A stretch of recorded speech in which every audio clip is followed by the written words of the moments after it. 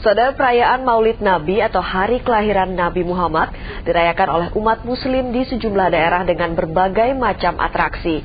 Mulai dari pawai obor hingga pawai kendaraan hias. Di Madiun sejumlah warga yang berebut tumpeng terjatuh dan terinjak-injak.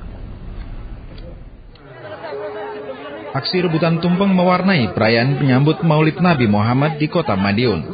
Beberapa orang terpaksa diamankan lantaran berusaha merebut tumpeng sebelum acara dimulai.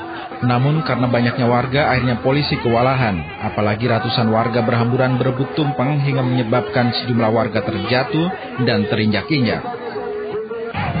Peringatan Maulid Nabi Muhammad di kota Serang, Banten dimeriahkan dengan konvoi keliling kota kendaraan hias. Kendaraan berisi hiasan makanan ringan, nasi dan sembako ini ternyata menarik perhatian warga. Tak disangka ratusan warga yang menyaksikan di pinggir jalan menyerbu dan mengambil makanan yang ada di kendaraan hias.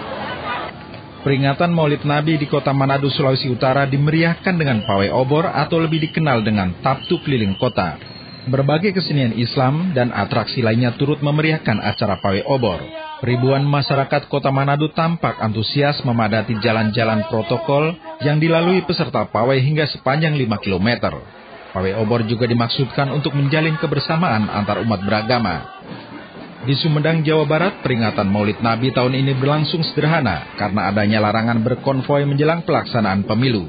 Arak-arakan benda peninggalan kerajaan Sumedang Larang yang biasa dilakukan keliling kota kini hanya berlangsung di kompleks kantor pemerintahan setempat. Tim Liputan Amnesia TV melaporkan dari sejumlah daerah.